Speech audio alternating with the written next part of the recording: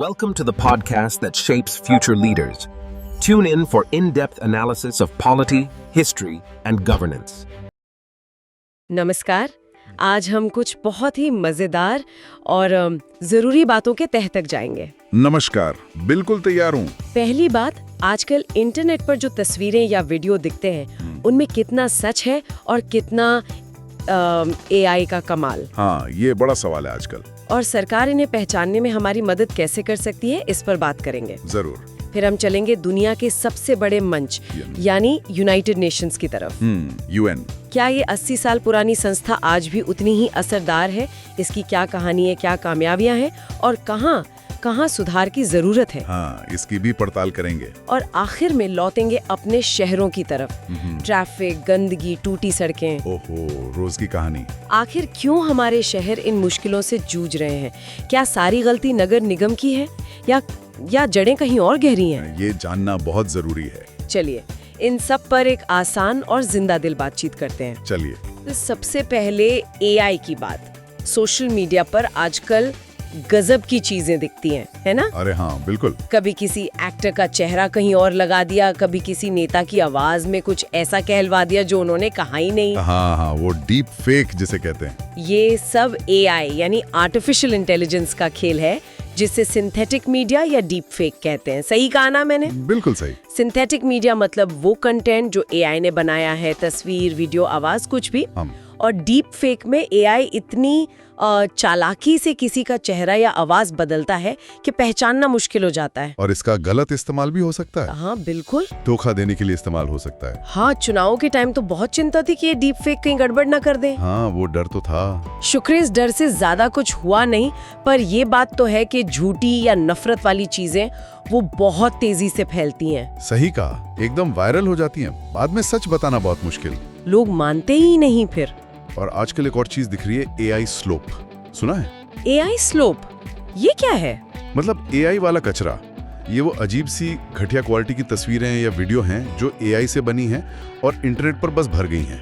अच्छा, जैसे वो अजीब सी उंगलियां या हाँ, वही सब। ये शायद धोखा देने के लिए नहीं, बस यूं ही बन गई हैं, लेकिन हमारे डिजिटल स्पेस को, मतलब ऑनलाइन माहौल को खराब कर रही हैं। बात तो सही है। तो सरकार क्या सोच रही है इस बारे में? कुछ कर रही है? हाँ, सरकार का एक प्रस्ताव है, जैसे फिल्मों में वो सिगरेट वाली चेतावनी आती है ना। हाँ, वो नीचे लिखी होती है। बस वैसे ही एआई से बने कंटेंट पर साफ साफ लिखा हो, ये एआई से बनाया गया है।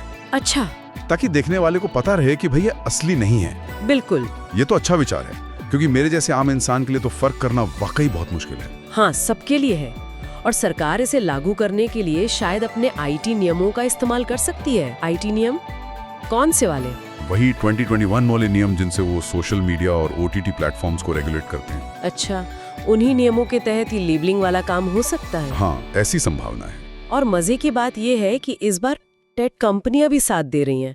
मैंने पढ़ा था कि मेटा जैसी कंपनियां खुद ही एआई कंटेंट पर लेबल लगाने की बात कर रही हैं। बिल्कुल, ये अच्छी बात है। बल्कि कई बड़ी कंपनियां मिलकर एक सिस्टम भी बना रही हैं, जिसे डिजिटल प्रोवेनेंस कहते हैं। डिजिटल प्रोवेनेंस, ये क्या फंडा है? ये एक तरह से तस्वीर या वीडियो का डिजिटल जन्म प्रमाण पत्र समझ लीजिए। अच्छा। हाँ, उसमें लिखा होगा कि ये कब बनी, कैसे बनी, क्या इसमें एआई इस्तेमाल हुआ। ये इंडस्ट्री की तरफ से एक तकनीकी हल निकालने की कोशिश है। ये तो बढ़िया है, पर एक बात है। क्या? एआई तो मतलब रॉकेट की रफ्तार से बदल रहा है। आज जो नकली लगता है, कल शायद बिल्कुल असली जैसा लगे। हाँ, ये सबसे बड़ी चुनौती है। फिर ये लेबलिंग और प्रोवेनेंस कैसे काम करेंगे? उनका गलत इस्तेमाल। मतलब जैसे किसी मशहूर हस्ती की नकली आवाज या चेहरा इस्तेमाल करके किसी चीज का विज्ञापन कर दिया जाए। अरे हाँ, तो लोग आसानी से धोखा खा सकते हैं। बिल्कुल। लेकिन ये जो सरकार आईटी नियमों के जरिए करने की सोच रही है, इस तरीके पर भी कुछ सवाल हैं शायद। इसे सबऑर्डिनेट लेजिस्लेशन कहा जा रहा है। ये क्या मामला है? हाँ, देखिए, फर्क ये है कि जब संसद में कानून बदलता है तो पूरी बहस होती है, चर्चा होती है, सब पक्ष अपनी बात रखते हैं। लेकिन जब नियमों के जरिए बदलाव होता है तो सरकार या मंत्रालय वो कई बार खुद ही नियम बना देते हैं, बिना उतनी सार्वजनिक बहस के। अच्छा। तो ये शक्तियों के बंटवारे के सिद्धांत पर सवाल उठाता है, क्योंकि कानून बनाना मूल रूप से संसद का काम माना जाता है। हाँ, समझी। मतलब एआई की चुनौती तो है ही, पर उससे निपटने के तरीके पर भी ध्यान देना होगा।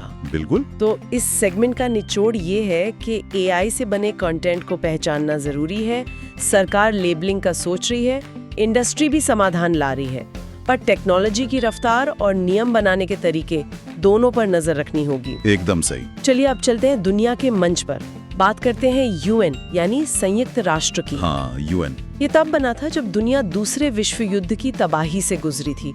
मकसद था फिर ऐसा ना हो। हाँ, 1945 में बना यूएन एक बहुत बड़ी उम्मीद की तरह था, क्योंकि इससे पहले जो लीग ऑफ नेशंस था वो फेल हो चुका था। हाँ। तो यूएन को ज्यादा मजबूत बनाने की कोशिश की गई। इसकी कहानी में कामयाबियां भी हैं और बहुत दर्दनाक नाकामियां भी। नाकामियों की बात करें तो रिवांडा याद आता है, 1994। और स्रेब्रेनिका 1995। हाँ, वो नरसंहार यूएन के इतिहास पर बड़े दाग हैं। वहाँ यूएन की शांति सेना थी, फिर भी हजारों लाखों लोग मार दिए गए और दुनिया देखती रह गई। सिक्योरिटी काउंसिल वक्त पर सही फैसला नहीं ले पाई। ये वाकई बहुत दुखद अध्याय हैं। लेकिन दूसरी तरफ सफलताएं भी हैं, जैसे नामीबिया की आजादी 1990 में। अच्छा, उसमें यूएन का रोल था? हाँ, अहम भूमिका थी।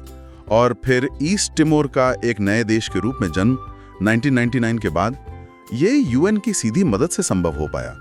ये बड़ी सफलताएं थी, जहां यूएन ने शांति स्थापना और राष्ट्र निर्माण मतलब देश बनाने में अहम भूमिका निभाई। तो क्या कहें, यूएन पूरी तरह सफल नहीं है पर जरूरी है, ऐसा? बिल्कुल, मैं यही कहूंगा।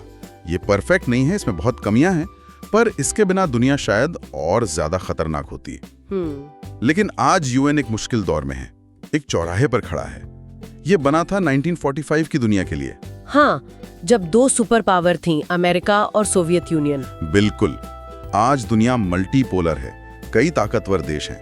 अमेरिका, चीन, रूस, यूरोपियन यूनियन, भारत, जापान। सही। और आज की चुनौतियां भी बिल्कुल अलग हैं। क्लाइमेट चेंज, महामारी, आतंकवाद, साइबर हमले, इनसे अकेले कोई नहीं लड़ सकता।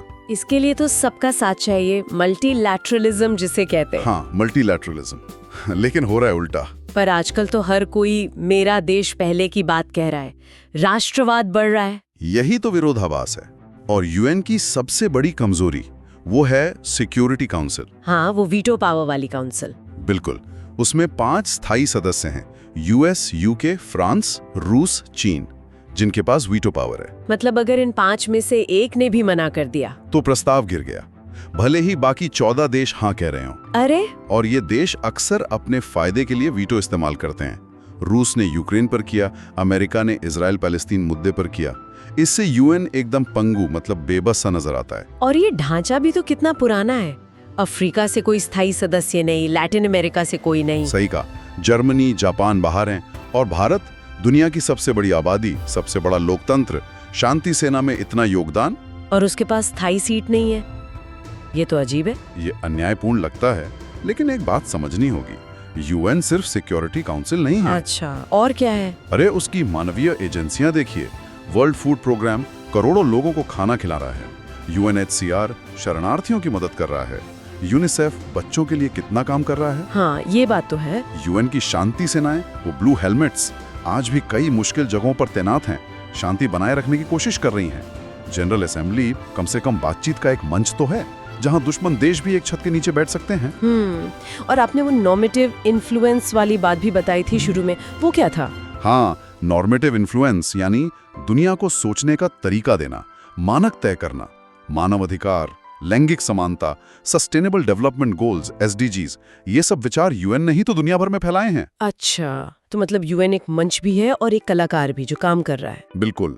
और कई बार सदस्य देशों की राजनीति का या वीटो पावर की लड़ाई का ठीकरा यूएन की एजेंसियों के माथे फोड़ दिया जाता है। पैसे की कमी भी एक बड़ा मुद्दा है। भारत का क्या रुख रहा है इस सब पर? देखो, भारत हमेशा से स्ट्रेटेजिक ऑटोनॉमी यानी अपनी स्वतंत्र विदेश नीति पर चला है। हम किसी के पीछे नहीं चलते। हाँ। आज इसे मल्टी अलाइनमेंट कह सकते हैं। हम सबके साथ काम करते हैं, किसी एक गुट में बंधते नहीं। हम चाहते हैं कि दुनिया के फैसलों में सबकी आवाज सुनी जाए और खासकर भारत की भूमिका को पहचान मिले। तो यूएन के लिए आगे का रास्ता क्या दिखता है? क्या होना चाहिए? सुधार सबसे जरूरी है। सुधार, सिक्योरिटी काउंसिल में बदलाव हो, उसे आज की दुनिया के लायक बनाया जाए। नए स्थायी सदस्य बने जिसमें भारत, अफ्रीका, लैटिन अमेरिका के देश हों। यूएन ज्यादा तेज और जवाबदेह बने। सच को सच कहने की हिम्मत रखे, भले ही कोई ताकतवर देश नाराज हो और सदस्य देश उसे जरूरी पैसा और सहयोग दें। हाँ, ये जरूरी है। जैसा यूएन के एक पूर्व सेक्रेटरी जनरल ने कहा था, यूएन हमें स्वर्ग ले जाने के लिए नहीं बना था, बल्कि हमें नरक में जाने से रोकने के लिए बना था। क्या बात है। और वो जरूरत आज भी है, बस सुधारों के साथ। बिल्कुल। तो इस हिस्से का निचोड़ ये कि यूएन भले ही कमजोरियों से भरा हो, खासकर सिक्योरिटी काउंसिल की वजह से, पर उसकी मानवीय और मानक तय करने वाली भूमिका आज भी बहुत जरूरी है और उसमें सुधार की मतलब फौरन जरूरत है। बिल्कुल सही समझा। चलिए अब आखिरी पड़ाव पर आते हैं, अपने शहर। हाँ जी, अपने प्यारे शहर। क्यों हमारे शहर इतने बेहाल लगते हैं? हर तरफ ट्रैफिक जाम, गंदगी, पानी भराव। क्या हम सिर्फ अपनी नगर पालिकाओं, म्युनिसिपैलिटीज या मेयर को दोष देते रहें? अक्सर हम यही करते हैं, कोसते रहते हैं। पर हाल ही में CAG की एक रिपोर्ट आई है। CAG, वो जो सरकारी खर्चों का हिसाब रखती है। हाँ वही, कंट्रोलर एंड ऑडिटर जनरल। उनकी रिपोर्ट ने एक बहुत ही बुनियादी सवाल उठाया है। क्या सवाल? सवाल यह है कि क्या इन नगर पालिकाओं के पास असल में काम करने की ताकत और साधन हैं भी, या हम उन्हें बस बेवजह कोस रहे हैं? अच्छा, तो दिक्कत सिर्फ काम करने के तरीके में नहीं बल्कि ताकत में है। काफी हद तक, हाँ।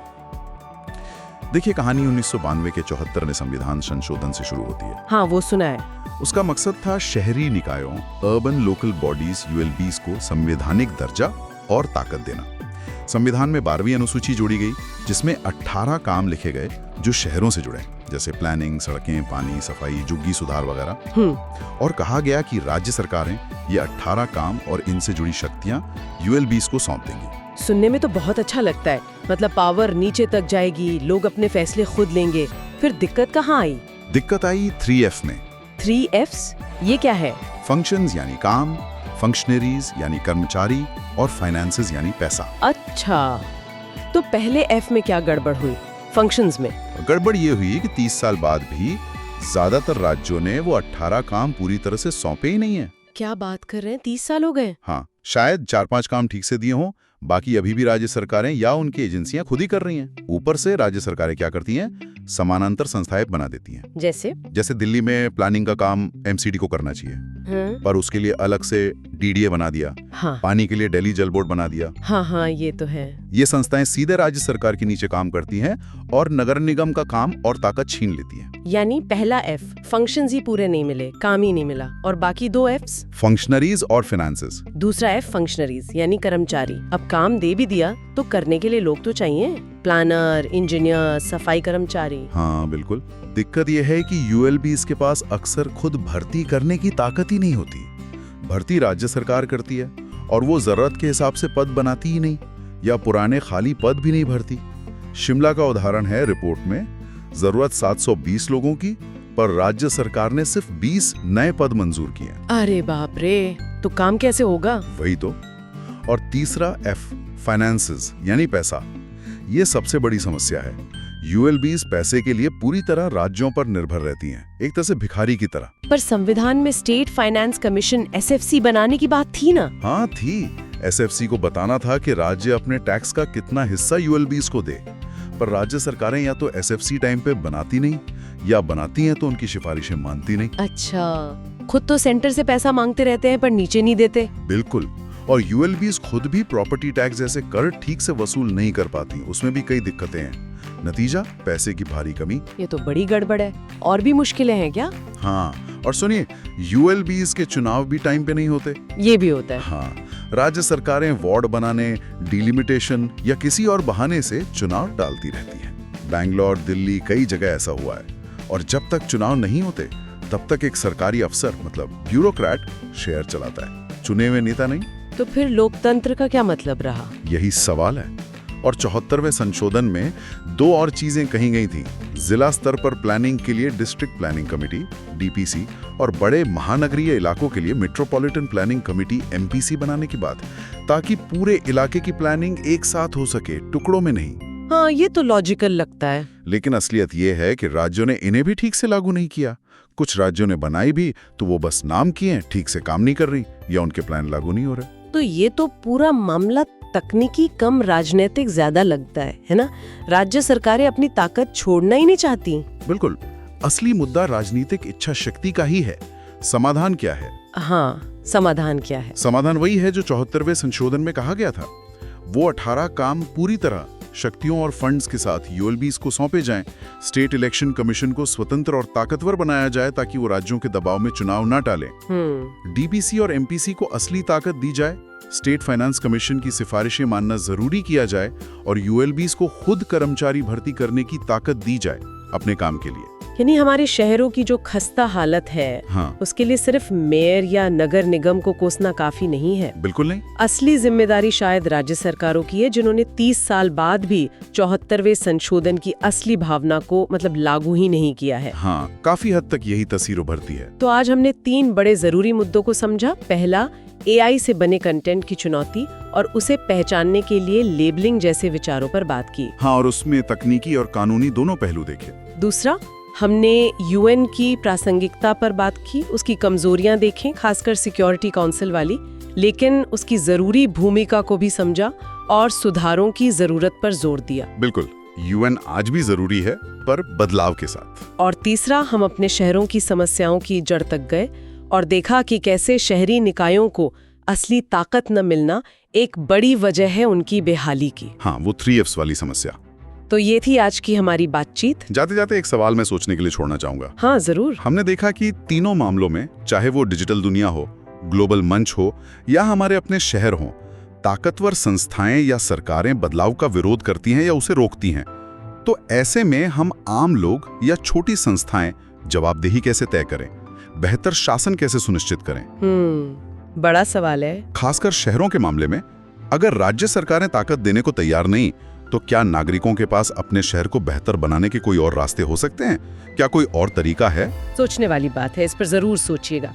अगली बार फिर मिलेंगे कुछ नई दिलचस्प जानकारियों के साथ। नमस्कार। नमस्कार।